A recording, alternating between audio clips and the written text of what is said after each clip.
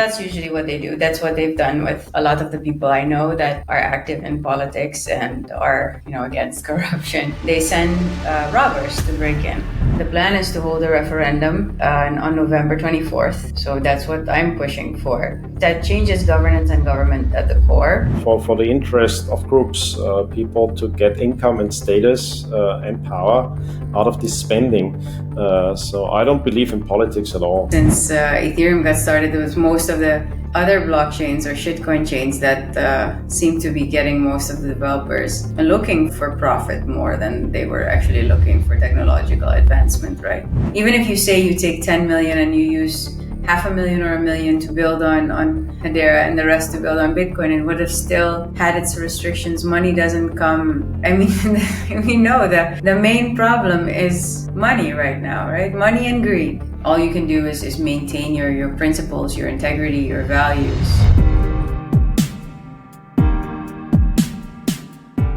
Let's quickly introduce Maya and Rahim, even though both of you were already on my show before, but I think it will really be good for the story and what we are trying to tell and the whole story behind it.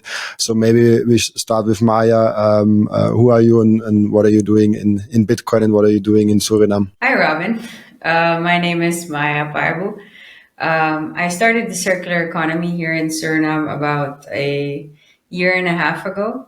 And about 10 months ago, after unveiling government corruption, I announced that I was also going to run in these elections. And ever since, I've been doing a bit of both, so grassroots and top-down. And now we're in the midst of, campaigns really are getting off the ground right now, just starting. And elections are in about 3 months. Interesting. I love that. And Rahim? Rahim Taghizadegan. I'm an Austrian economist. I came over from Switzerland to Suriname at Maya's invitation. She wants to get some economic expertise to the country to help reform it. It has its development challenges, but a lot of potential. I'm one of the very few Austrian economists who's also a Bitcoiner. And an early Bitcoiner. I followed that topic for a long time. I was the first one to teach and write about Bitcoin in an academic setting. And as for Maya, Bitcoin is quite an important part of the story. Seemed obvious that there's a kind of match here. Really cool. I love the pairing up here.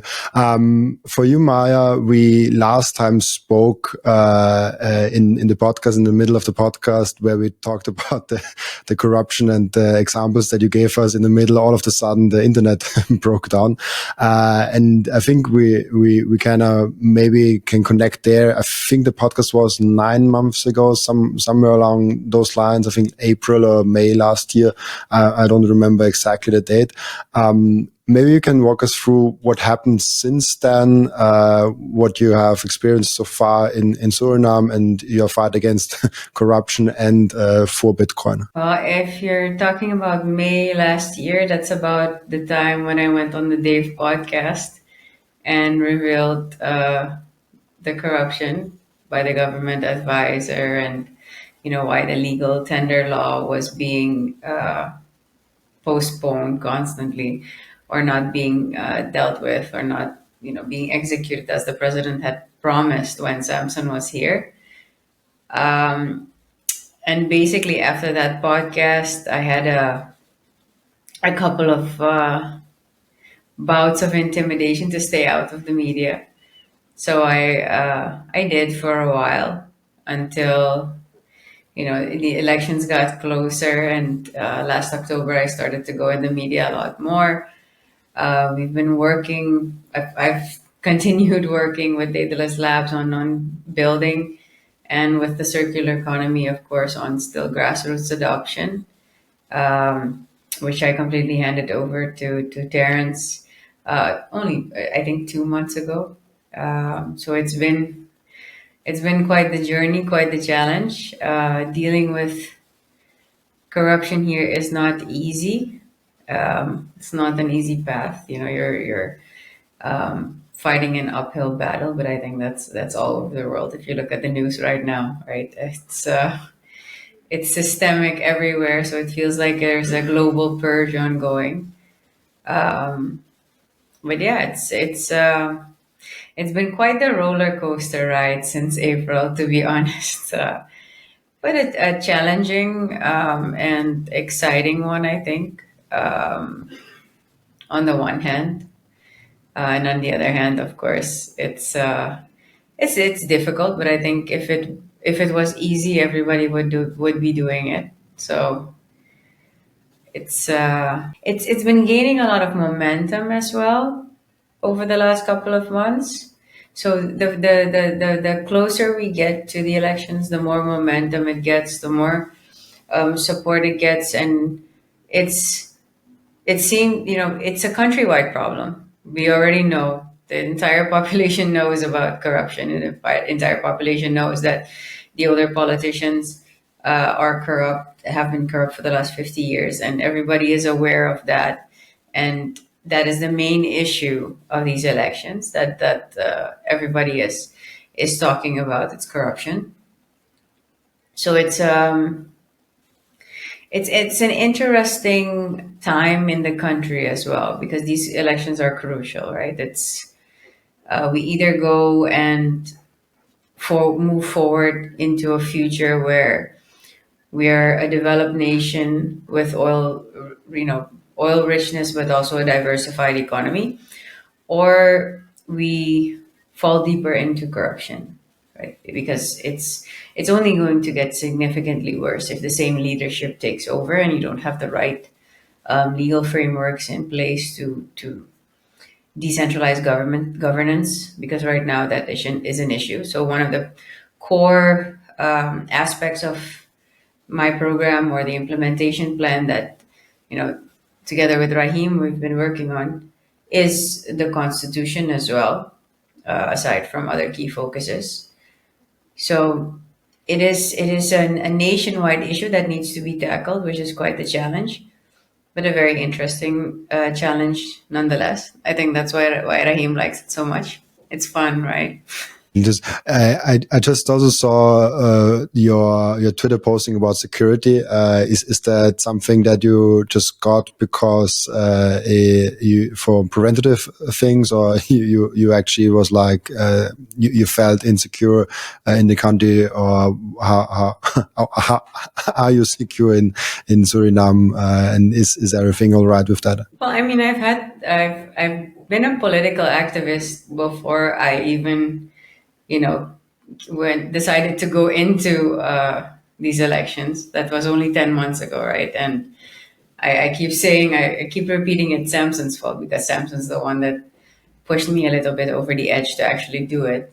But me, together with the other political activists in the country, everyone that's fighting against corruption, whatever corruption is at play, for the past couple of years, we've all received death threats. We've all received intimidation. One of my closest friends, John Hutzhalek, for example, he's currently fighting Chinalco deal, which is an aluminum refinery project that the government has been pushing for, I don't know, two months now. Suddenly they want to push it very fast. It's very negative for the country, and he has been fighting that publicly for the last 2 months. And he received death threats. His children are afraid to go to school. He has up to security as well. So it is a constant threat if you're fighting against corruption here. So I had to flee the country 2022. I came back, and after the last podcast in April, I got a personal threat from a previous president of this country, and I stayed out of the media for a while. I think I mentioned it on one of the podcasts earlier. Not, I don't think it was ours. I think it was another one, but stayed out of the media until about October, November. And then at a certain point, you decide, okay, I don't have the funding for security, at least not at that level. But I feel like I'm on the side of good, and I feel that it's for my country. It's a risk I'm willing to take. So I just went back into the media and back into the political campaigning, basically, um, with within the NPS primarily, and just in the media independently. And I recently got security at home, which is I didn't realize honestly how much of an impact it was having until I got security. I would have like moments where I was sleeping or trying to sleep. I wouldn't sleep in my bedroom anymore upstairs. I would sleep downstairs on the couch with the TV on, just to feel a bit safer. And if I would sleep upstairs, I would hear something fall in the backyard, for example, like a plant or a leaf, or not knowing if it's something, but I would stay awake for an hour or 2 hours or 3 hours and not be able to fall asleep again, and then I'd come downstairs. So it was having an impact. And then when security came in, that's when I kind of realized, like, hey, I don't have that feeling anymore. That someone can come in at any moment, or someone can break in at any moment, or because that's usually what they do. That's what they've done with a lot of the people I know that are active in politics and are against corruption. They send robbers to break in. That's the way they work, and that's the fear I had. So this is it helps 24-hour security, just to know that at least that is not an option, and they're not going to do anything publicly. They, at least historically, they haven't. So in that regard, I feel safe. And I mean, you can mitigate risk as much as you want, but it's not. It's I think I'm just putting faith in the fact that I'm on the side of good, and I think that is important. Absolutely. Which, especially when it gets hard, you always ask yourself the question of like, why am I really doing that? Like, if there's like an actual threat against my life, you always like, why do I really do that? I don't know how deep we went into that last time, but it definitely makes sense to go into that a little bit also this time. Why are you? Why did you decide to come back in the media? Why did you not stay silent? Why did you have this big need of like, okay, let's or this big calling of like, let's have a better future for Suriname? Well, sometimes you get caught up in just work or your own life, right? And then you forget why you're doing something like this, for example. And it was actually last year during the focus groups. We were doing focus groups to get an idea of what their concerns were. What the main issues were for just Surinamese from all walks of life in the country. And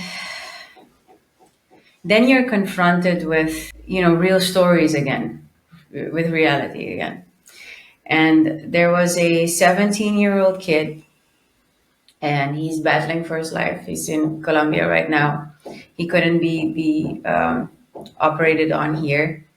Our hospitals are on the verge of closing. They were going to close on 15 February again, and in December, also on the verge of closing. The situation isn't great at our hospitals. They don't have basic supplies, so no needles, no IV bags. A lot of operations can't be done. And, that is something we've known for the last couple of months already. It's been getting systemically worse. The neonatal department had to be closed because babies had died. There's not enough staff, not enough supplies. But hearing him talk about it and hearing his story, and then him giving the extra, and he's a Bitcoiner. He's been in the community for a while. Like, he's been following me for a while. He's also part of the Surinamese community. And this 17-year-old kid tells me that if you're not one of the rich or elite in Suriname, then you get left to die. Right? Young kid, his entire life ahead of him. He's a super smart kid, and then very, even though he's facing all these challenges, having to do dialysis every day, he still cares about Bitcoin and helping us and promoting education and coming to the education center to do the Mi Primer courses, right? So it that was a reality check that he's facing life and death every day. So I love my country enough to that I can't leave for longer than 3 weeks. I get depressed, and I love my people. I respect them very much, and that's all the way to the indigenous tribes, all the way to the interior, to the ones in the city. And I think people come from outside and have this perception of who we are or how we think or how we should be, but they don't. I mean, they don't know us. We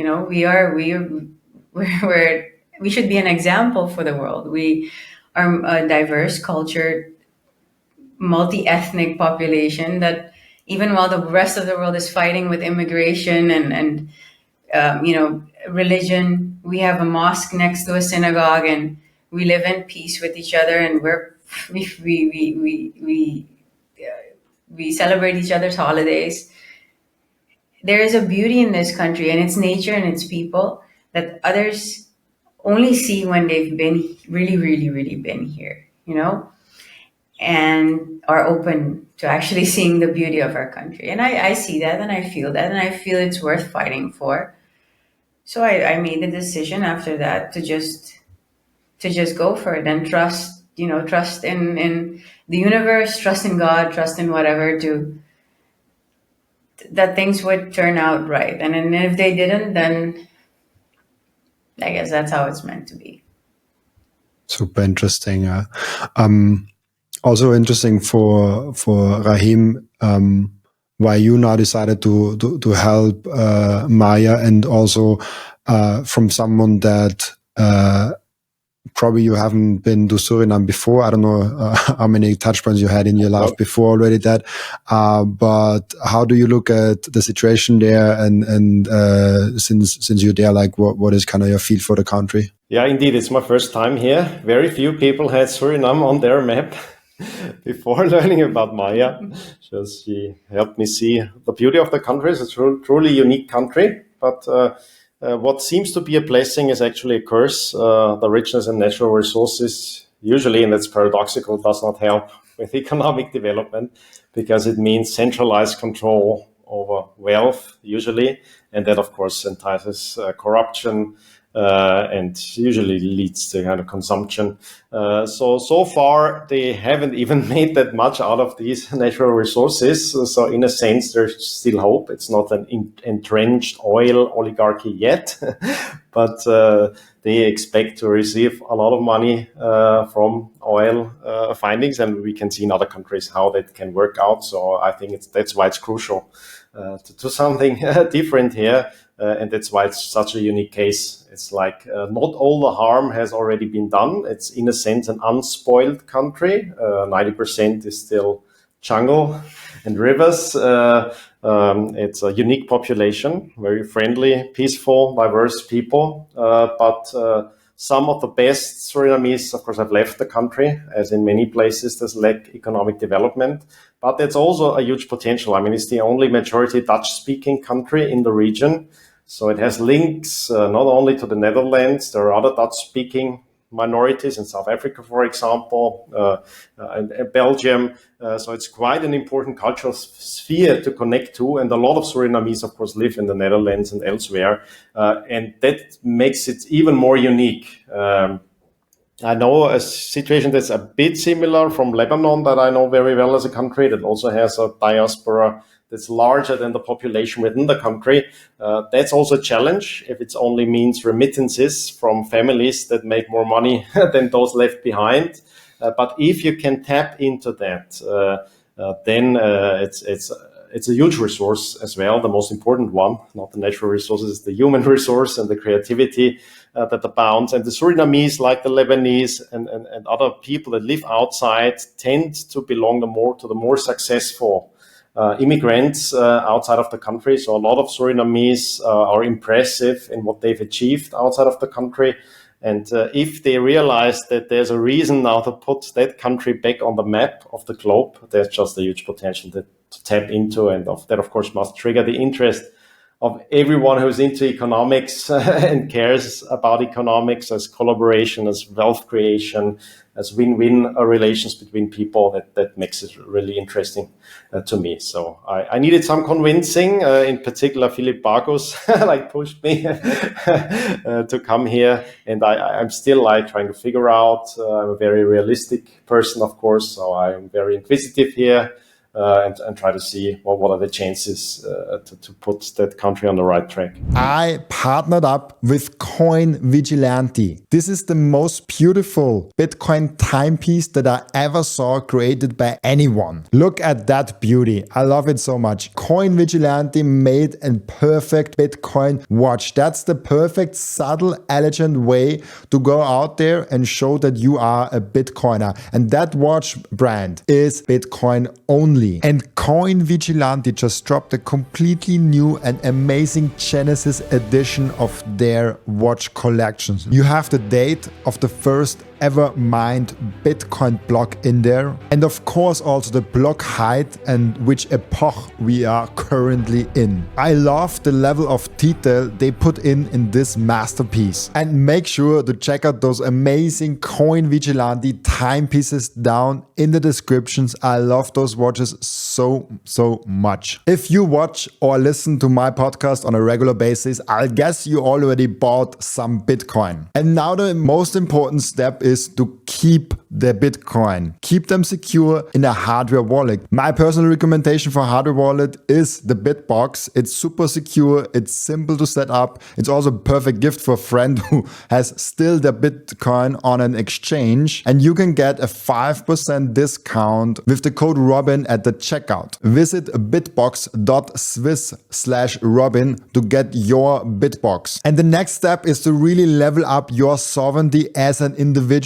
You have to have the most secure self-custody setup. You have to secure your own devices. You have to protect your privacy. You have to set up an inheritance plan. And depending on where you live, you even want to have a plan B, a citizenship where you can move in case something goes really wrong. And through all those steps, the Bitcoin way is guiding you through step by step. And if you visit thebitcoinway.com/partners/Robin, you even get a 30-minute free call to find out how you can level up your sovereignty. Well, where would you put the chances that Maya gets an office, that the country is getting in the right direction, and the things are happening?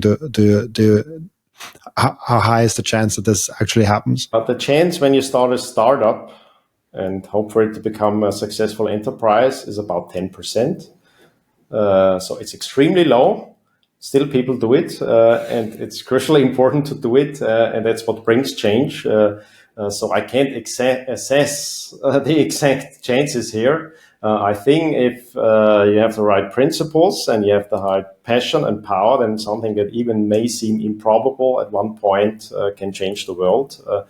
So I think it's very hard to assess the probabilities. Now it's much easier to assess the need, the necessity, the upside potential, and that's, I think, how you would value an uncertain undertaking like that one, like a really courageous venture. Yeah, and I think the chances are higher than with most startups. So I'm taking my chances here. At least we're higher than a startup, right? I mean, if you look at, I think risk to reward ratio, some of the things that we do have going for us, as I think you remember from the last podcast, you look for solutions to problems based off your own life experiences, right? And I looked for solutions for the country based off of my own experiences here, not just with corruption, but also the private sector, with the lack of financial infrastructure, online payment methods, anything that I'd encountered throughout my life. And, Bitcoin looking to me as the solution to all these problems, which is why I've been advocating for it here publicly, conferences about 8 years ago, and working to build the capital market here about 8 years ago. So I've been publicly advocating for Bitcoin now for quite some time in Suriname, and I've gone to conferences. Went to New York early when I think Consensus was one of the first conferences at the time to lobby for Suriname to be the Bitcoin country, or for Bitcoin to be adopted here. Went to El Salvador in 2021 to adopting Bitcoin when I heard that it was adopted there, to try and convince them, to try and convince Max and Stacy that Suriname should do the same and we should fight to do the same in Suriname. And I remember back then she told me to get elected. So now here we are, 4 years later, by happenstance. I am running in these elections. And, I asked, I think it was Daniel Wingen from Galoy, like, how do I get that here? Like, I was trying to reach out to anyone I could. I knew within the industry to get adoption here at a countrywide, nationwide level. And he also told me, like, you need to speak to Samson, or you need to convince them to get on a plane and get here. And that's, I think, how that got started. So I've been trying every possible approach for the last 7 to 8 years. And they say usually a startup, if you don't give up, somewhere over a decade of time, you will be successful. So the timing seems right for risk to reward. Absolutely, really interesting. How is it for you to run as a candidate? If it's the first time you run for something like that, if I'm right? Yeah, so I'm not a politician, right? And people know me as not being a politician, or at least those that know me or know of me. By some, I'm just known as the Bitcoin lady. They don't even know my name. So if you talk about Bitcoin, they think of me. Others have never heard of me and see me right now for the first time, for example, on the news or in some podcast. It's interesting, right? Because I've been, if in the last 8 years, for example, dealing with government from a different angle, developing the capital market, the national stock exchange, and pushing for Bitcoin adoption here, speaking at conferences across from the governor of the central bank, things like that. You have a different type of relationship working and dealing with government. And it was never easy, never good. And I'm not a big fan of the state anyway. So you constantly have problems basically with government, especially in such a corrupt country. And the last time I dealt with government was 2020. I presented to this government, the current president, at cabinet, and I was working on the same, the developing the capital market here and Bitcoin adoption. And now I'm seeing it from the other side, right? Now I'm seeing from the political parties, and I'm seeing how they work and how they operate. And there is so much bureaucracy in political parties. It's worse than government, it seems, because the bureaucracy is insane. And I wouldn't say that our government is very democratic, especially not at the moment. It's very totalitarian. And within the political parties, it's a little bit the same within all of them. And it's, I think, just as corrupt as government. So it's not any better, right? So when I go on TV, for example, or on the podcast, I not only speak out against corruption or against existing government, I actually say that it is, it's the system that is broken. It's the system that is at fault. And we really need to change the system all the way from the corrupt core and overhaul the entire governance structure with a new constitution, which we've had. It was promised to us as a people since 1987. and no government has ever actually even tried to hold a referendum, because which government would want to relinquish power, right? So we just had Samuel Coleman here give a presentation, and that was our national launch of fighting for this new constitution. So the plan is to hold a referendum on November 24th. So that's what I'm pushing for, and which I'll be pushing publicly in the media over the next couple of weeks as well, is to push for a new constitution, because that changes things, that changes governance and government at the core. And then it's a very extensive integral plan on how to change and restructure, reform government, and decrease the size of government and government overreach after that, which is basically Rahim's responsibility. So now it's his responsibility to fix the country. But it's a comprehensive plan with a lot of measures,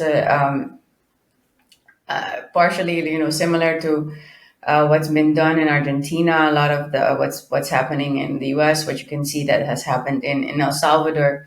We're not the same countries, of course. We're a lot smaller. We have 600,000 people. The footprint of the city is very small. We can be a lot more agile. We have some benefits, but it's still a systemic change, right? That has to be implemented. So there are a lot of different moving parts and a lot that has to be done, and a lot of people that are working collaboratively towards a common goal. So it's quite a challenge, but I think nothing like or unlike the other countries that are moving in the same direction. I mean, if it's been done somewhere else, I see no reason why it couldn't be done here. It's also maybe a question for Rahim, really interesting. What do you think are the things that Maya and Suriname could implement as a role model from maybe other countries? And maybe also, how do you look at current developments like Doge in America, not the coin, the government efficiency agency, and Argentina with Javier Milei, and also with Nayib Bukele? Are those kind of almost role models of like how to cut back on government spending, or are there any other examples?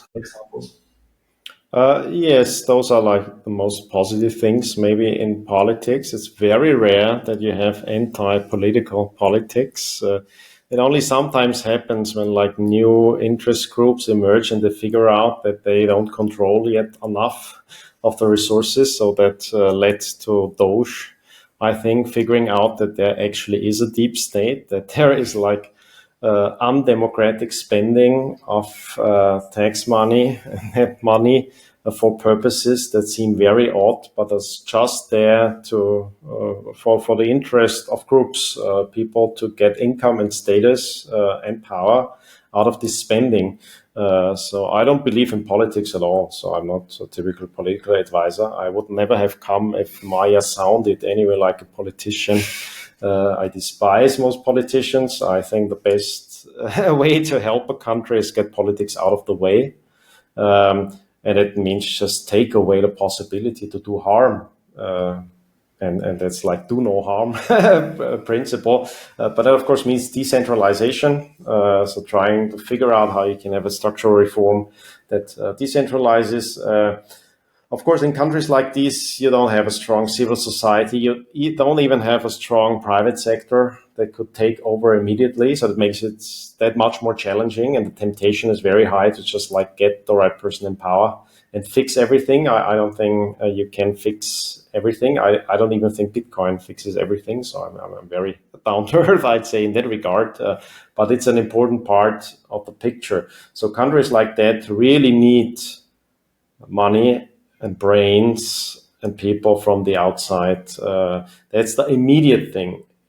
Everything else, everything that leads to like a homegrown productivity increase is a cultural thing that may take a generation or more. All the potential is here, and we've seen it, that it's not dependent on a particular ethnicity or culture, but it's certain habits, certain mindsets, certain openness to development that has to emerge over time, and that you have to learn from positive examples, that it's possible to like improve something about your life, pass it on to your family, that you are responsible for your environment around you and yourself and your family, and then maybe even a company and so on. That's the later stage. So Bitcoin may play a role here in it's the most mobile form of capital in attracting capital to the country, and it plays a role in allowing the population to save. But the main challenge in savings is usually cultural. It's habits. Of course, they are not flourishing because if the political structure does not allow you to save, and it's usually like the fiat system. Usually all the or a large part of the economic returns goes to the producers of money.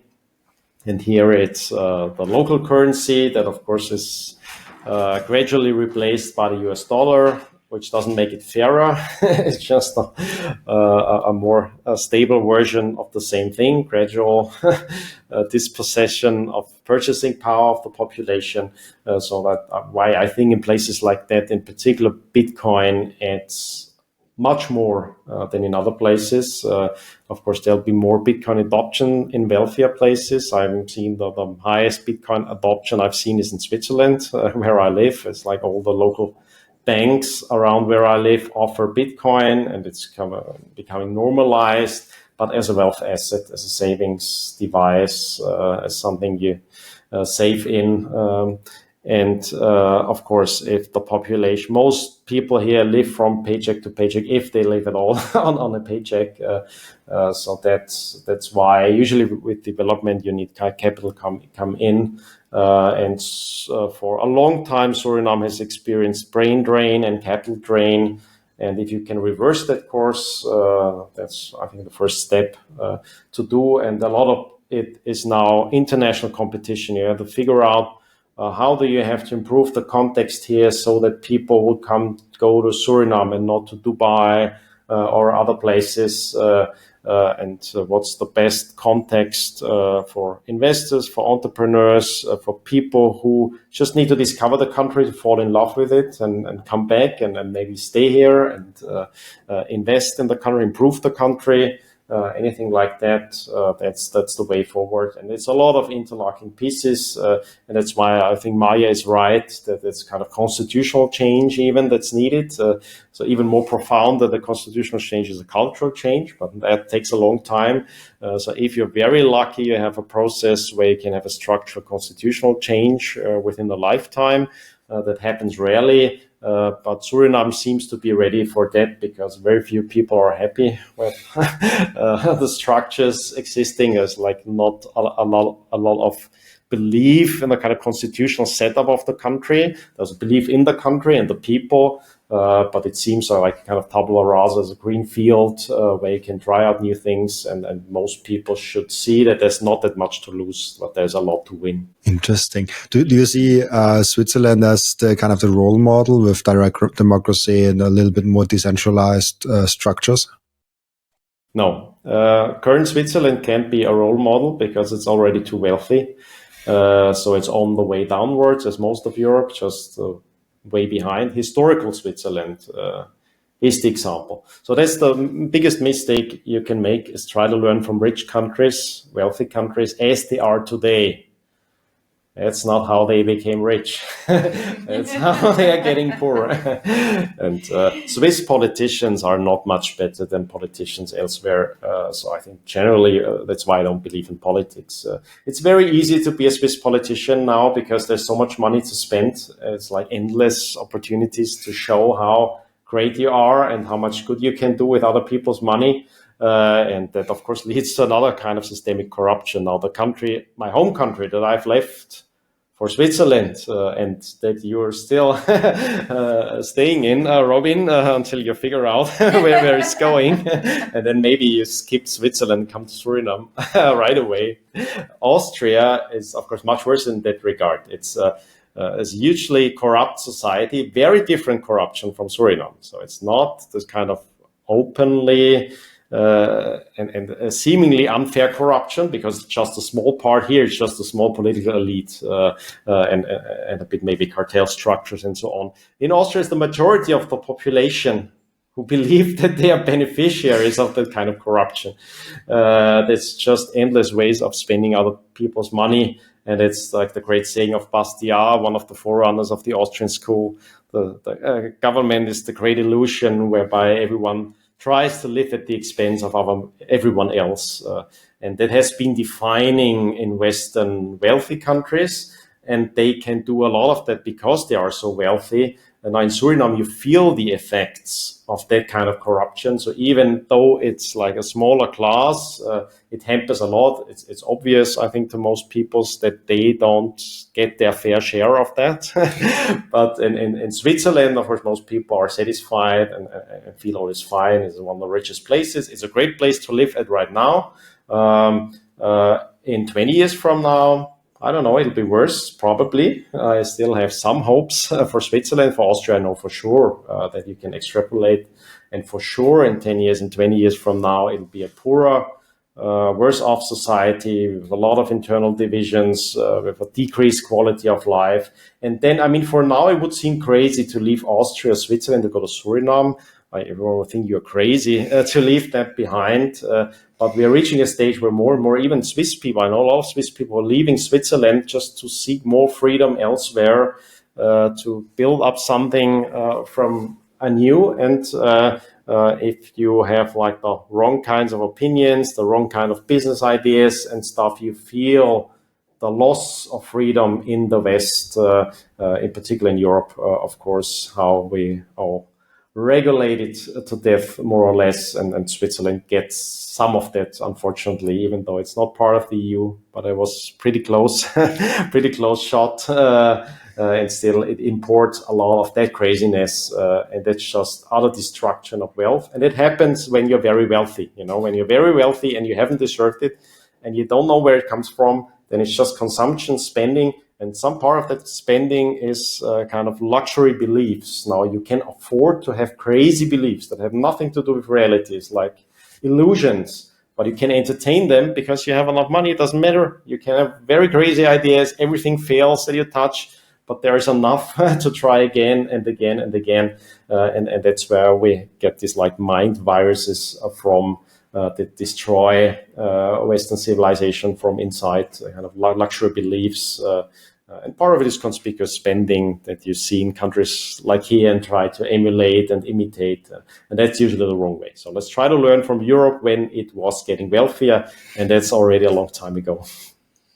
And that's when the Austrian school, for example, emerged. That was the Austria you should learn from, is the Austria when the Austrian school actually emerged in 19th century Austria. In Switzerland, it started even earlier, the kind of process of wealth, of generating wealth.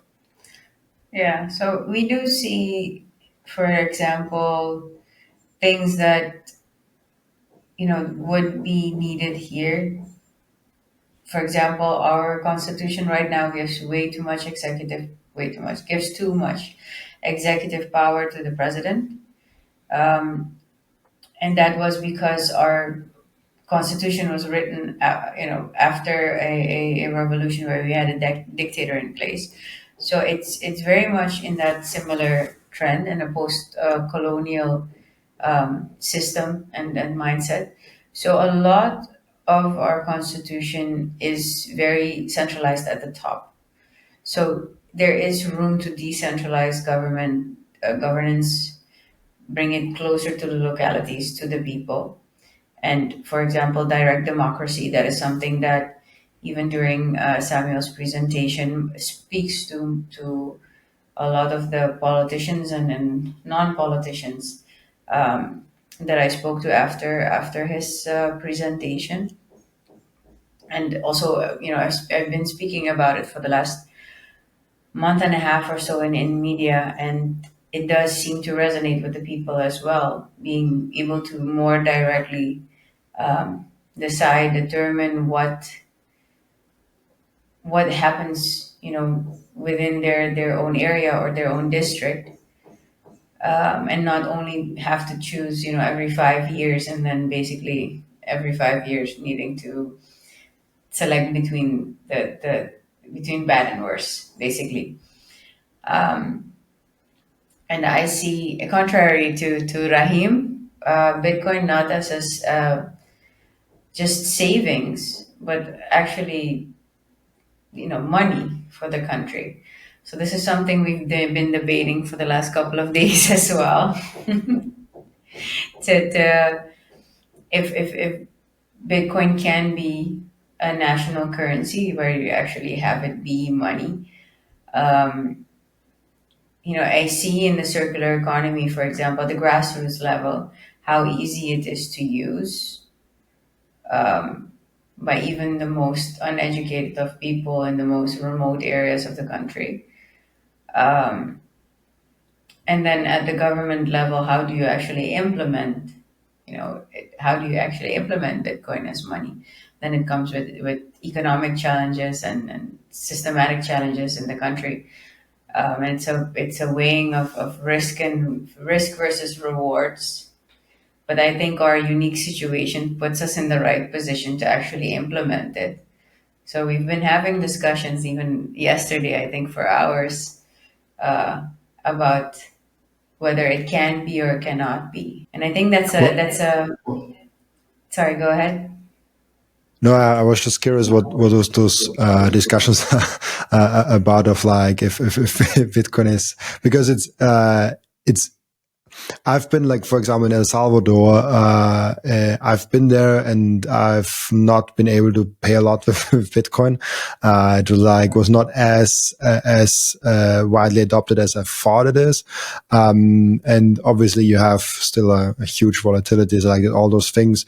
But since around 6 or 7 months, I get actually most of my income now in Bitcoin, and I would love for it just to be all in Bitcoin, and I don't have to worry about capital gains taxes or anything like that, and just like live on Bitcoin. Like I earn Bitcoin, I live on Bitcoin. That would be the perfect state. I currently don't do that. I currently still try to figure out how to live off the fiat and just save in Bitcoin.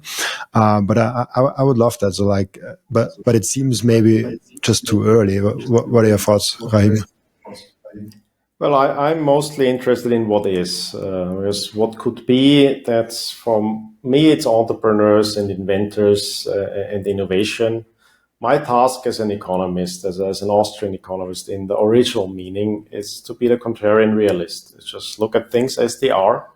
And then Maya has a different task, and that's fine. I mean, if you want to discuss with me, you figure out you'll have a hard time, usually. Yes. I'm just a contrarian. I'm inquisitive. I want to understand things, and I want to see how things are now and understand why they are that way.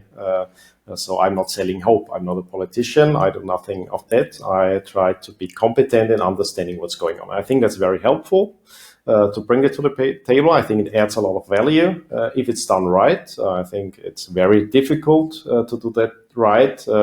And I think that's where most of the value of the Austrian school lies if you apply it to practical aspects. And one practical aspect could be politics in very few situations that allow for that. Usually it's investing or entrepreneurship, where if you apply it contrarian realism, it adds value. So I do what I can do best. And of course, if we look at Bitcoin's history, it would be foolish now to deny the importance of Bitcoin or to talk about it as if it was this new thing. It's just a fad or it's a tulip bubble or something. That just shows you that people have no clue whatsoever and no respect for what's been going on for 16 years and no interest even to figure out what's been going on. So it's definitely a phenomenon to be taken seriously, and I wouldn't take any economist seriously who doesn't figure out that it's important, as Maya says, and sees it for a while, and that's unusual to see that. Interestingly, because change takes a lot of time. So we are still early, as we tend to say in Bitcoin. And things are, if you're early, a lot of times frustrating and not there yet. And so it takes a while. And then, of course, you can do mistakes. I do think, I mean, politics is the riskiest thing you can do, because you want to decide for other people. And you think you can help more people than yourself, and in most cases it doesn't work out. So you got to be very careful with any kind of power you get, because people believe in you, what you tell them, or they even trust you with changing the legal structure or the context, how you look at things. And I just say, be very careful with that trust. And so as long as most people have not understood how Bitcoin can be useful to them and why it's of value to them, it'll always feel forced. And human beings don't learn by being forced. They learn by discovering things. And that's a crucial insight of the Austrian school, that the important institutions need to be discovered.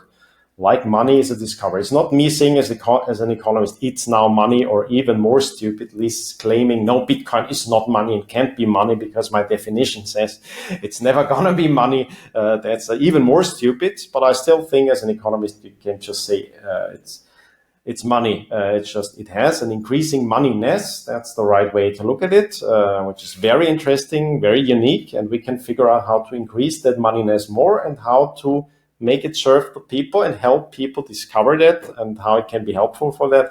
In a lot of situations, just means get out of the way for people to discover it. Increasing moneyness. So yeah.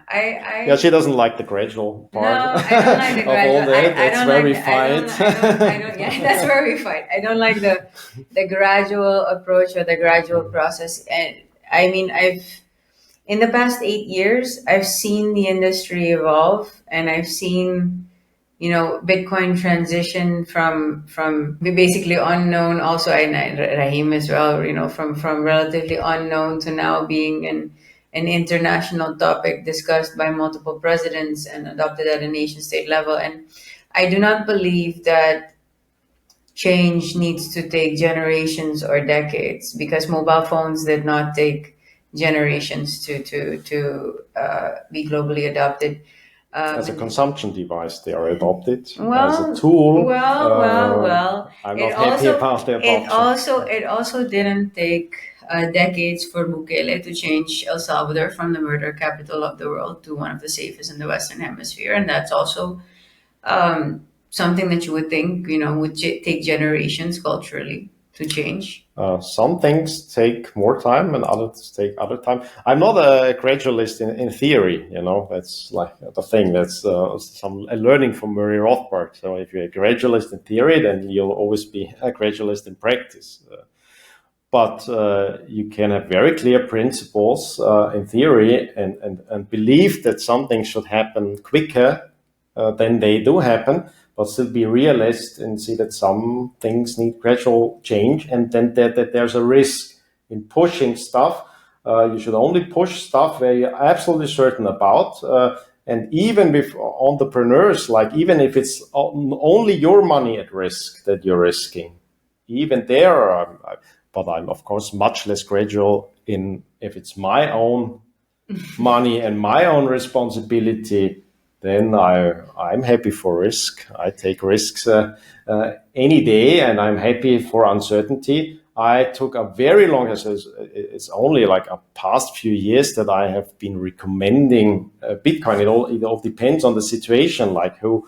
So I followed Bitcoin from very early and studied very early, but that it reaches a stage where you can, for other people, like what other people should do, you're telling them what they should do. And you claim part of that responsibility because they look up to you and ask you, what should I do? Where should I put my money?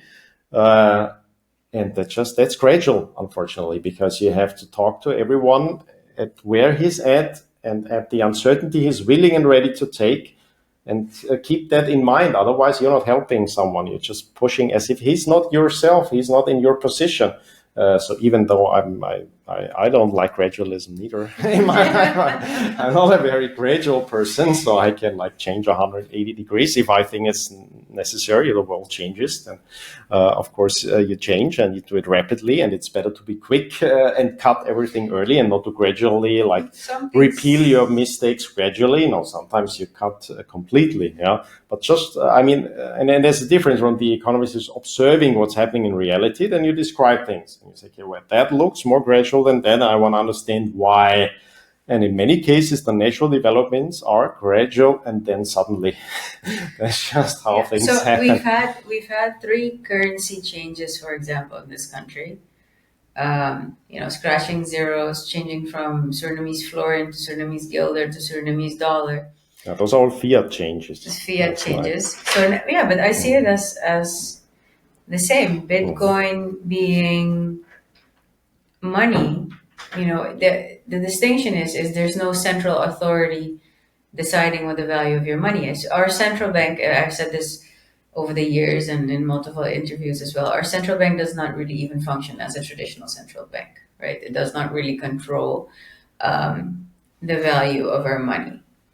It doesn't really control the economy even. So I see no restriction as to if you were to say, for example, 100 millionth of a Bitcoin, a Satoshi would be equal to, for the simplification, one SRD, for example, or change it from SRD to SRT and Surinamese Satoshi, for example. Just thinking out loud here, I see no reason why that conversion could not be accomplished, though we haven't completely figured it out. But that is usually how innovation happens. It's a matter of just figuring out the how, or developing the how.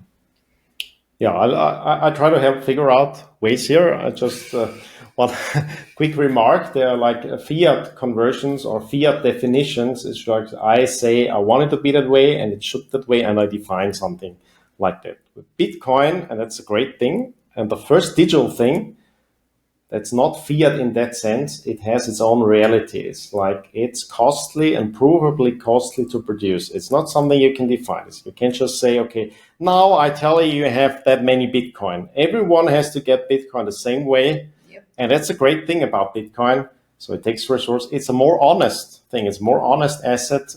And that makes it very difficult to just get your way with Bitcoin. So you have to be, or you have to first assess that, where does that value come from, who does it go to, and of course I try to gradually help Maya to then suddenly have a positive change, but unfortunately now I have to leave rather sudden than gradual because there is another appointment I have. Yeah. So I'll be going, and Maya is free to continue. Yes. So Rahim will be leaving us, Rob. Unfortunately, he has another appointment, and we can continue the conversation. Amazing. Well, it's good seeing you again, Robbie. Thank you so much, Rahim, for being on. I had one thing that I wanted to show Rahim, but I think it's also really interesting because you said the smartphone and the tablet, and I just want to show you that chart and want to know what you think about that. This actually a previous guest showed me this presentation where we actually. Yeah, actually, where we see the telephone, how long it took, electricity, how long it took, and then we see the internet, cell phones, and this small blip down here is Bitcoin just starting out now, and this is really interesting. Of okay, what's possible actually when we have this technology improvements over time, and it gets faster and faster seemingly, but it's also an interesting to see okay, the one thing is a protocol but the other thing is a consumer. So that's an interesting point what Rahim made. How do you look at those developments, and how do you foresee the Bitcoin growth and the Bitcoin adoption in the coming years? So I've seen this chart over the years, and even when I went to Oxford to lobby for our country to develop our capital market, a new system, with Bitcoin at its core.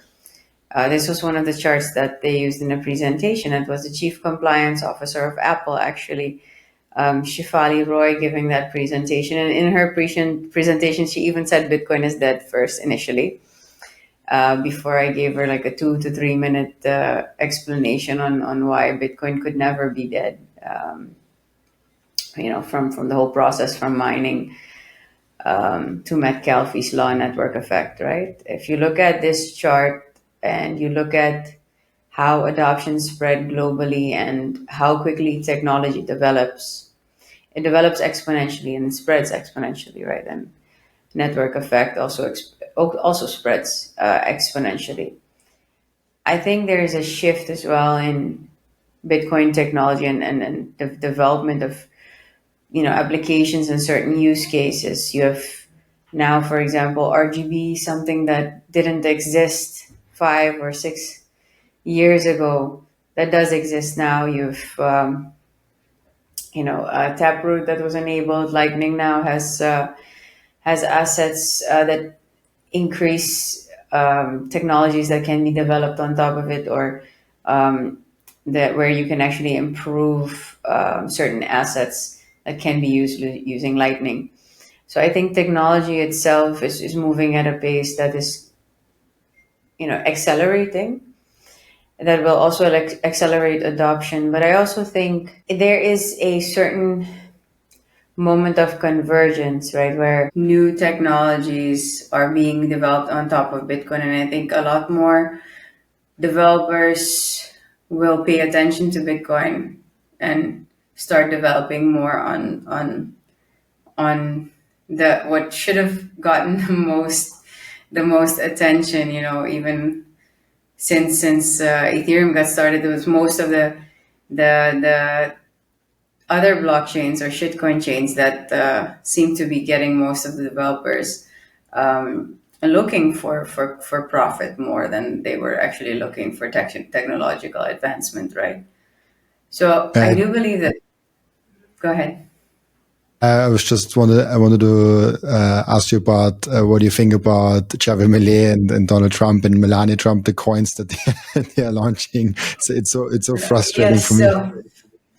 So there you can see that they haven't been in the industry long enough, or they don't really understand the technology or the difference between the two. To them, it's just, yes, but ledger technology is going to be continue to develop, or blockchain technology is they don't understand that one is something that cannot be replicated, right? Anything that is centralized should just be a database, and it's just VC vaporware. So they don't understand the difference between the two, which I think is why they're doing something that some advisor or some kid or some developer is telling them to do, because it's the next best thing, or it's an easy way to attract capital. I could have launched a meme coin 1,000 times over. We have a technology development company. I have a team. I could have done an ICO in 2017, 2018.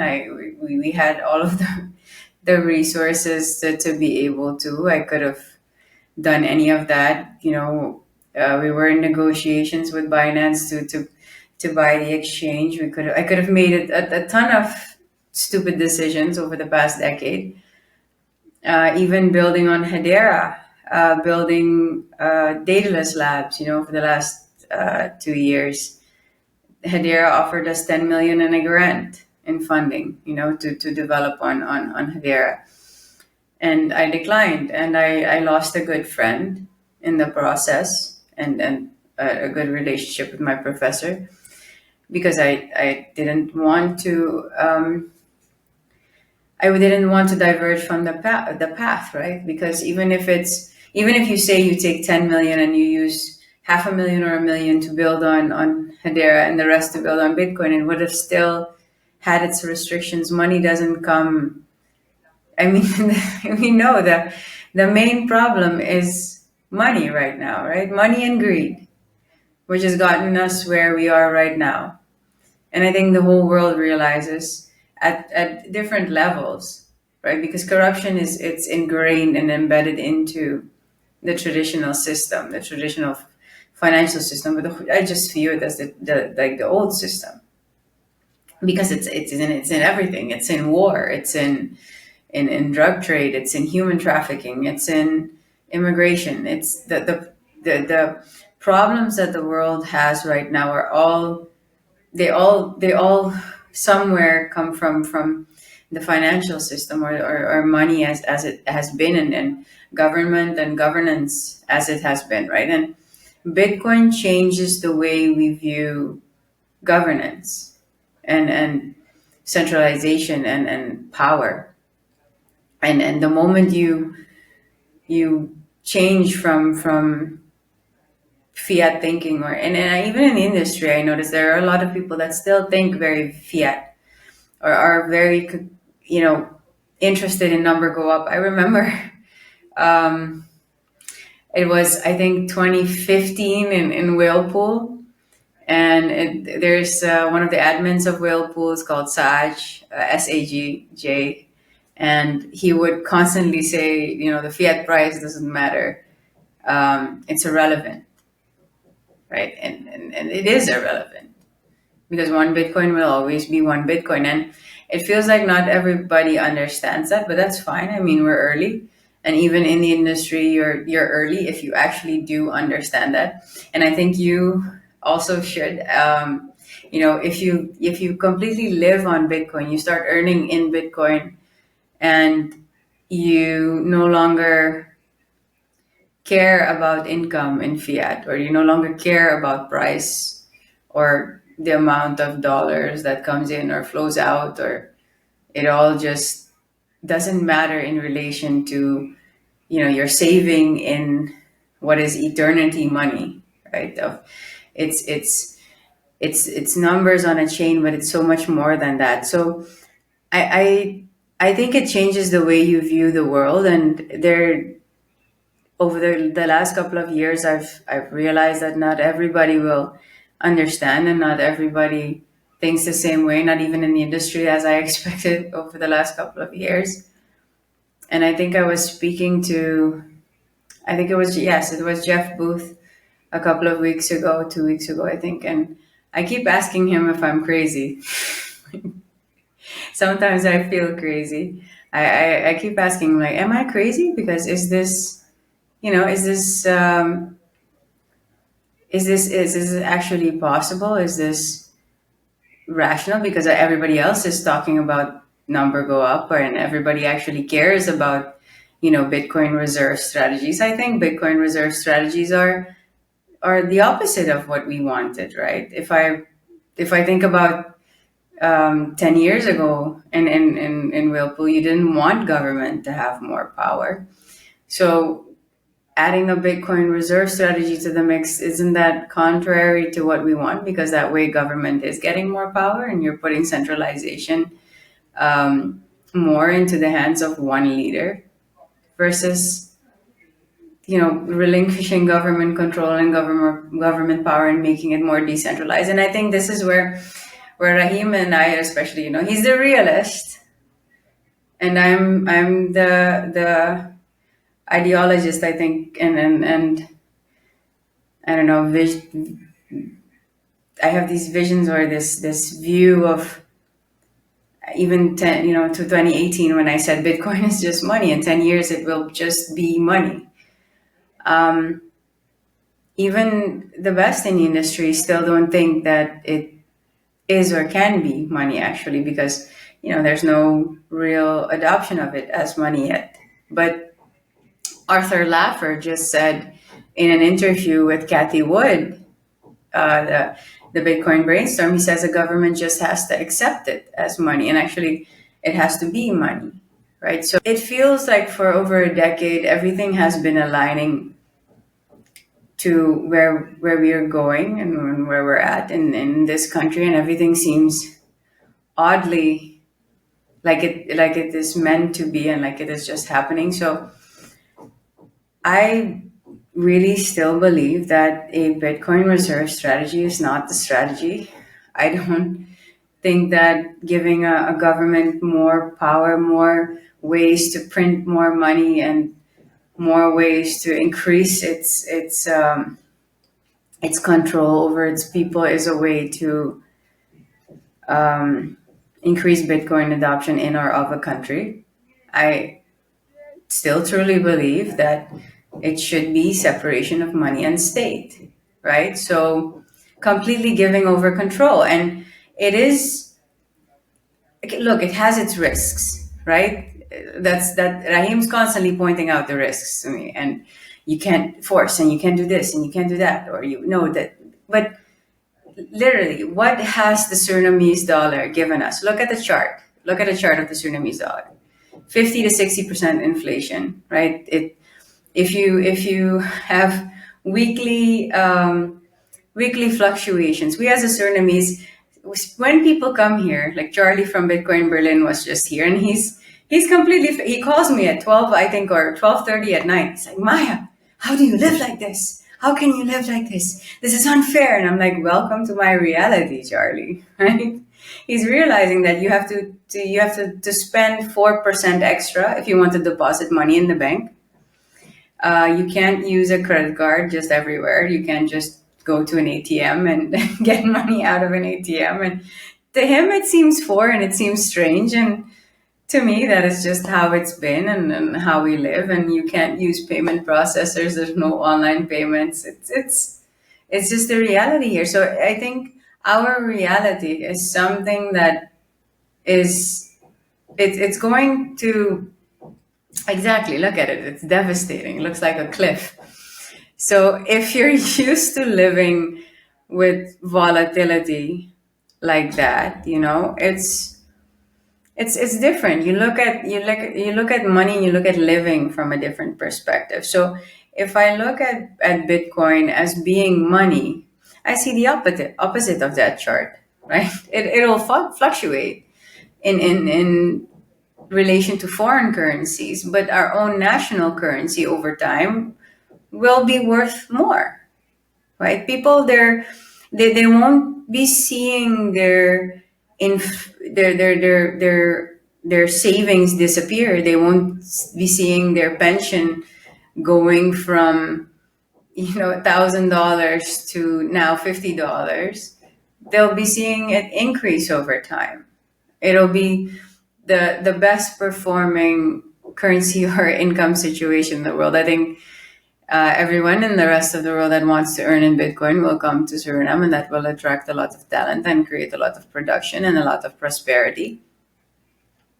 And I don't know, there's not many people that tend to agree with me, or many people that understand it in the same way or see it in the same way. But that's the beauty of Bitcoin, right? It is for everyone. And I am fighting an uphill battle here. It's not easy.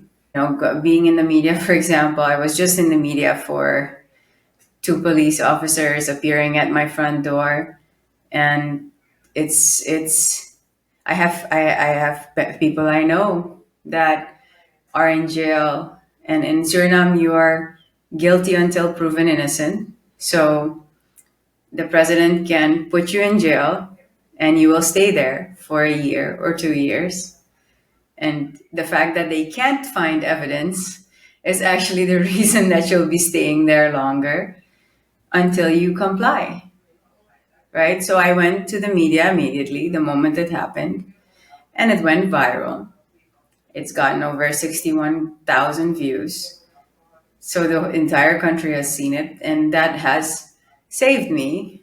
But it doesn't come without its risks. So I have a quite challenging way of moving forward. Most of the world also doesn't even understand our political system, right? Because they relate to the US system. So they don't understand why have you not been campaigning for 2 years? I haven't been campaigning for 2 years because I haven't been a politician for 2 years. So I've been in the media for the stock exchange. I've been in the media about Bitcoin. I have not been in the media as a politician, except for the last couple of months. So now I'm in the media, and I'm getting the most traction. But the campaign itself, for example, political parties are only just starting, and you don't campaign. You don't put flyers or billboards up and say, me for president. You campaign on the party, and you go out and you talk to people, and you talk at rallies, and you talk in the media, and you don't say Maya for president constantly, right? It's different. That people hate that here. I hate that when people do that. I hate doing it. And even as a, it doesn't feel right either. But even the chairman in my political party doesn't even do it. They say, and you say, if the people want me to, if the people elect me to, if the people give me the authority to, right? And campaigns only start a couple of months before the elections. Candidates for parliament and a president is elected in parliament are only announced on March 25th. So that is officially on March 25th. And that's when everybody starts campaigning for themselves for more votes to get into parliament. And then 7 members of parliament have to put you forward as a presidential candidate. And then it's the people with, inherently the most votes, of course, that get put forward. And it's a completely different system than, from Europe or the US. And even now we have a new constitution where it's one man, one vote, which changes the dynamics completely. And I've done multiple podcasts on this trying to explain it to the rest of the world, but you only understand the world from your perception, right? So even me just running here, I have a really great team, same team that supported the opposition in Venezuela. So I am very proud of that. At least I have a strong team supporting me, and that gives me comfort. But yeah, it's just like how I believe in Bitcoin. We do grassroots adoption. I have multiple projects that when people like Charlie came here and he hears this, like, hey, this is what we have to do. We have to do this. And I've been telling him, yes, I've been having to do this for a year and a half, right? And convincing Bitcoin companies to actually support having to do this is difficult when all they care about is fiat income, right? All they care about is making a profit. They don't care about adoption. And that's 98% of companies in this space. They care about the numbers of viewers they can attract to a certain tweet. I'm sorry, but I love my community and I love, Bitcoiners, but I couldn't give less of a shit about Bitcoin Twitter, to be honest. Like, I love the people and I appreciate the support. But if tomorrow I was canceled and nobody followed me anymore, seriously, right? Bitcoin doesn't care. Honey Badger doesn't care. Like, I can continue to do what I do. If you don't get support for a year and a half to do simple projects in this country, and then I'm talking about adoption of a remote village that uses gold right now to trade, right? And changing that from gold to Bitcoin. If you can't get support for people that actually want it, because they want it, they've asked for it, but I don't have the team here or the technical skills, to actually roll it out. Now we are. I'll be completely honest. Now we are getting a lot more support. Bitcoin Beach, Mike, and Charlie from Bitcoin Berlin, they are all amazing. They are helping now. But for a year and a half, I was coming on to podcasts talking about these things, posting it on X, and if constantly dealing with new companies, new people, and a lot of prominent names in this industry, a lot of prominent companies in this industry. And if there's no dollar increase, then it doesn't matter how much adoption happens. If there's not a significant amount of profit to be made in dollars, if there's no fiat value or significant return, then adoption doesn't matter. So, and it doesn't matter if it's low cost, right? They spend more at a Bitcoin conference than they would spend on doing adoption. Or don't send money to do the project. Send people. Send a project manager, or send someone that actually has tried and tested this out in a different market and can bring it here. I mean, I don't care. It's not like I'm earning something off of it. So it's I don't know. It's challenging on both sides. It's challenging in the Bitcoin industry. It's challenging. I'm not going to any conferences this year. I'm not speaking at any conferences this year. I spoke at almost all of them last year, and it has helped in some sense. Or well, no, even last year I reduced it a lot. It has some impact, but then again, not really as well. Not for what matters, not for helping with a decentralized solution to healthcare or Bitcoin, pooling Bitcoin for insurance, for example, for the community. That's an alternative to healthcare, or actually just adoption for a small village, so that 5,000 to 6,000 people, right, so that they can use it, or NFC cards for event organizers here, so that they can use it for 100 people at a time at one event, thousands of people at a time at one event. That doesn't matter even to the developers of those things. So it's difficult to see that curve of adoption happen if not even the companies developing that technology actually care about it getting adopted like that, right? So I think similarly to internet, you had pets.com, right? Pets.com, overfinanced, overfunded, that was not the best use of the technology or the most beneficial to people. You actually have to solve a problem. And there are not a lot of companies in this space actually solving a problem for people.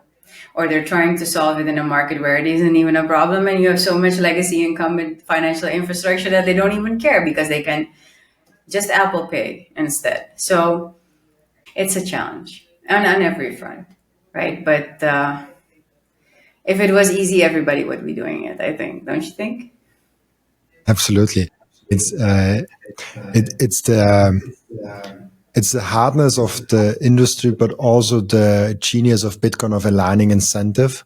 Like, people still work all in Bitcoin, even though there's no one that is saying like, oh, we have to do resources now there. That's the beauty and still the hard thing of it. Like, because we could say like, oh, like if Bitcoin is a company and there's like a CEO or something like that, that would be very would be very dangerous.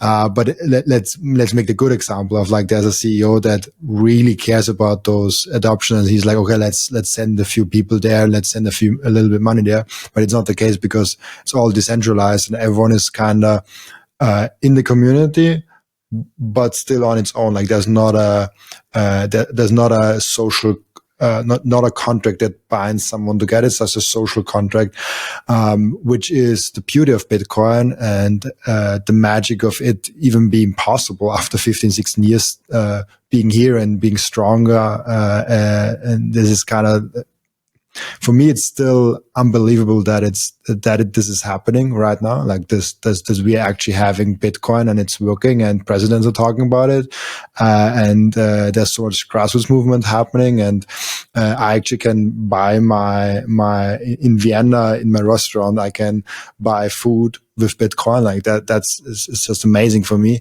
But it also has its disadvantages of like, okay, maybe things are not as coordinated. And we see this in crypto, actually. We see this in crypto where sometimes they are better in marketing, sometimes they are better in driving a project forward. And they will be worse of the long run, but short term they have some advantages being centralized, organized. But yeah, there's a lot of things in the Bitcoin community where like, okay, because if you look at who makes money in Bitcoin, it's largely exchanges and miners. Those are the big companies usually, and some of the hardware companies that do it. And then there are podcasters also make money, about a different tier of money. Yeah, like it's a difficult thing of like, where do you distribute those resources, and what is the incentive do people have? And then you're like, oh, do they care about the fiat income, or do they care about the adoption? And it shows. Yeah, I think we've really been slacking, or I wouldn't say failed, because we're still ongoing. It's still young. But yeah, you're right in that regard. Like, shitcoin companies have been better at collaborating as a community, versus how we actually have been collaborating. I see it improving. You can see improvements now more than it has been in the past, but I think that there's still a lot of room for improvement there, where we can actually collaborate and work more towards a common goal versus competing with each other or thinking that it's competition. Because I don't know, like, why would adoption of Bitcoin in Suriname, for example, be competition to anyone? Wouldn't it improve other countries, other nations that have already adopted it? Wouldn't it improve, the business model of most of the companies in the industry? Wouldn't it fix a lot of issues? Have another country where you don't have a president that creates a shitcoin.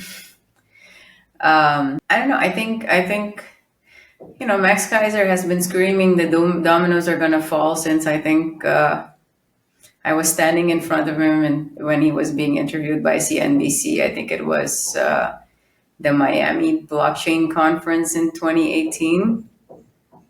And he's been screaming it, I think, since then. And isn't it time to topple those dominoes over? And why wouldn't we be working together to do it? Like, why would you come here and try to, like, I don't get people trying to sway me over with money either. It's like, if I were corruptible by some investment to do one person's bidding, right, or push one person's agenda, then I could be bought by anyone. And I think that it makes it more challenging, because it does make it harder to raise funds to run a campaign. But I have a great team right now, and I didn't have to compromise my integrity. So sometimes the road is a lot more difficult, but it's, yeah, I don't know.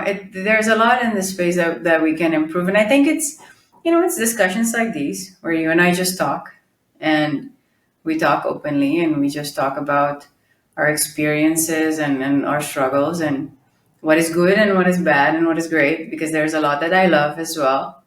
The fact that it's decentralized, I could be completely alone on the planet and, find another Bitcoiner somewhere else in the world, and still have someone that is like-minded and understands. So there's a beauty to it, and it brings people together as well. But there's some things that need changing, that or could be better, right? It doesn't need anything. Like, people will be people. I think the advice 2 weeks ago by Jeff Booth was 90% of people will cheat, right? It's human nature. So, or 2.5% might not, 10% might not, and just move forward with those that do not. And all I can do is be the best that I am, and try the best that I can, and see, give it my best shot this May and leading up to May, and hope for the best. And even if I don't get elected, there's still grassroots adoption happening, so they can't stop me there. So I feel like either way, it's happening. Suriname is getting there either way, and I'm not going to stop. So either way, Suriname adoption will increase. It will take off more and more here, and I will be pushing for it, advocating for it. I have been for almost the last decade, so I see no reason why I would stop at this point. So yeah, Honey Badger doesn't give a fuck. We keep going, whether elections or not. I'm not a politician, so if I don't win, I'll keep going. But I have faith that because the people are so tired of corruption and they want change, and in the existing system, the existing leadership, you don't have it. And I am fighting for what is important to the people. I'm fighting for our healthcare system right now, for the hospitals. I'm helping fundraise for that, not in the Bitcoin space, but I'm helping fundraise for them. We're organizing events, fundraisers to help solve critical issues at hospitals. I'm fighting we're feeding orphanages. We're doing things that are different to how anyone would traditionally campaign, aside from traditionally campaigning. So I do think that people see that change and support is increasing. And as the campaign ramps up, especially at the end of March, that you will see significant increases in how people think about what can actually happen here. I'm not selling hope. I'm selling, hey, look, this has actually happened in El Salvador. We can do this. This has actually happened in Switzerland. We can do this. The Constitution, we need to change it. We've been waiting since 1987. If we keep waiting, we're going to keep waiting. So we have to do something. So I'm fighting for the things that matter. And I think that's different as well, which is why I'm getting more and more support. And those that support join, and those that don't, they're still stuck in the old system, and it's not my job to get them out of it. I think that's why you're so popular, because you are so real and so transparent with things, and you're not trying to be liked by anyone. You're just trying to be yourself, and I think that's something super attractive in for people. It's like, wow, like I look up to that, because most people are afraid to be themselves. I feel like they really they don't want that. They cannot get out of the way. Like I was, I'm still maybe a little bit like that, but especially 2 years before I started the podcast, now I'm like, okay, I can fund myself. Like I have the podcast and I don't need a company. I can get rid of the sponsors even, and I would be fine. And this liberates you a little bit. But before you have an employee, or like you're in some social structure, or like you are in some system, and you're like, can I say that? Like maybe I think twice before I say something. It just obviously, and so like, I think this is what resonates with people with your message and with your mission. Yeah, they tried. Like I had a campaign manager that really wanted me to be, more like Jacinta Ardern, or more polished, more more in a suit. I don't know. I think we're done with old politics and old politicians. At least I am, right? And what you say, I think it's important to realize that we're all human. Like I'm not perfect. I also make mistakes, and I try to do what's best, right? You all you can do is maintain your principles, your integrity, your values, and give it the best shot you can, and perform as good as you can. And I can't do any more than that. I also have my own health, my baby, to think about. So I think, I do like to just be honest. And I mean, if anyone has a question, I'm happy to answer it, and I don't mind answering it publicly either. I have nothing to hide. So I think maybe the fact that I'm not a diehard politician, or that I wasn't even a politician before a couple of months ago helps. It's not in my nature. So that probably helps. Yeah, I am who I am. With baby, sorry to ask, but are you pregnant, or like what did you mean with baby? I'm pregnant. Oh, I did not know. Congratulations. Sorry. Yes, I'm. There's a little Bitcoiner coming. Nice. When are you due? Early May. Oh, Coincidentally. soon. Yes. Very Congratulations. soon, Really cool. yes. Thank you. May is then also around the elections, if I'm right. Yes. Good timing. Perfect timing, to be honest. Uncle always says you have to pick the hard way, don't you? Why do you always have to pick the hard way? Yeah, like the election itself is already a big challenge, but then yeah, like let's get a baby in exactly that timing. Well, Really? it's been done. It's been done before. I'm not the first woman to give birth a couple of weeks before the elections. Yes, in Ireland Absolutely. did it. Yeah, I'm not a big fan of everything, but at least that she was able to do it. So I have a good example of that it is possible. Absolutely, really cool.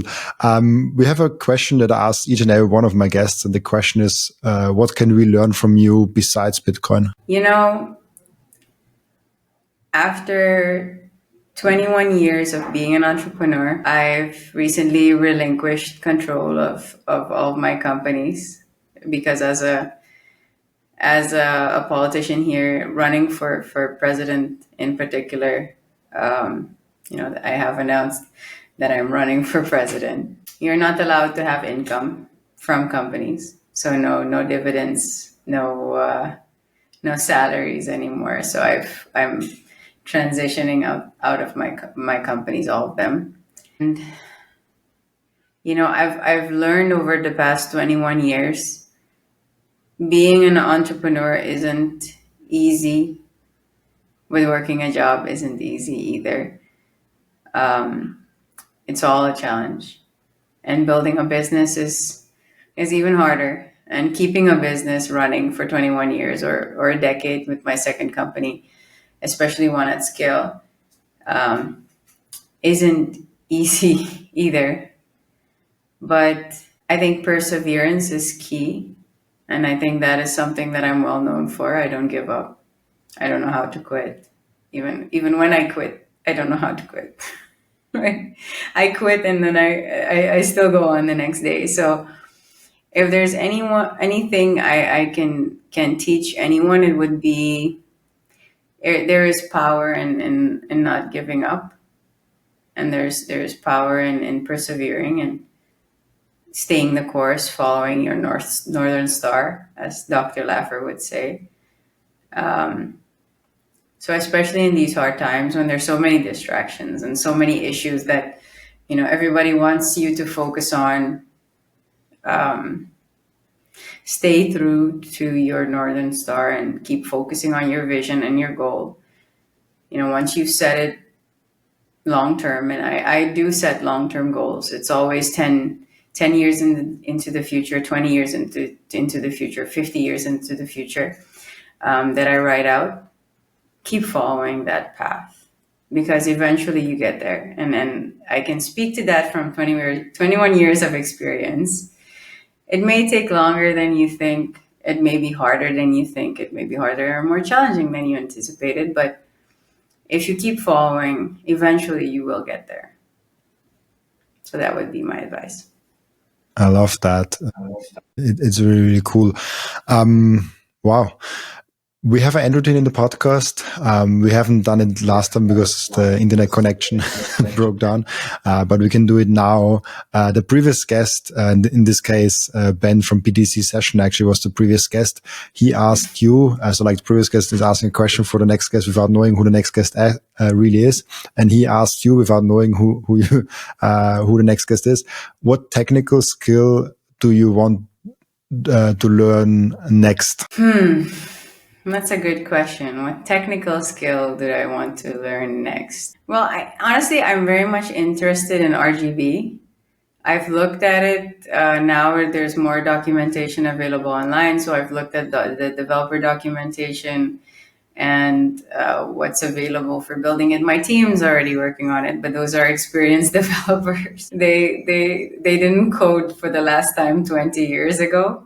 So that I want to take a deeper dive into RGB. Actually, if I had free time right now, or actually maybe I should just make some free time.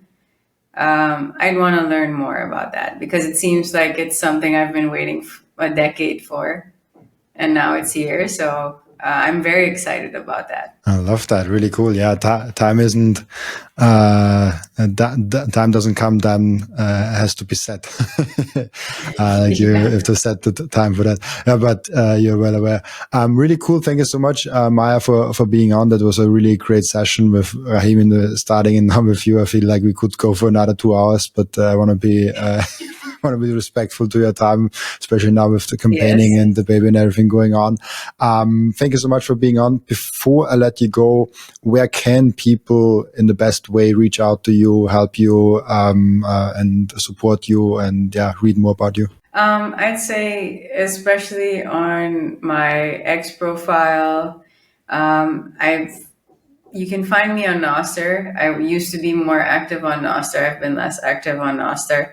I feel really guilty about that, but I should be more active on Nostr, less active on X. But you can find me on X primarily. There's not a lot of Surinamese on X, so I'm mainly on Facebook. That's where my country lives, unfortunately. But if you want to support or learn more, I give most of the updates, that are not in Dutch on X. And you can reach out there or reach out. There's an email address on there. You can reach anyone on my team with that email address. So if you want to support, just reach out there and we'll get in contact. I think I looked it up once. I think I have under 1% or like something around those lines in Dutch people. If you so for the 1% listening, you can go to Facebook and see that. And for the under 99, you have Twitter. Really cool. Thank you so much, Maya, for being on. Did you want to add something? No, I want to thank you for having me again. It's I didn't realize it was that long since the last time we talked. So thank you for having me. It's been fun, and it was fun, having the debate with Rahim, especially because we could keep going for hours like that. And I'm like, no.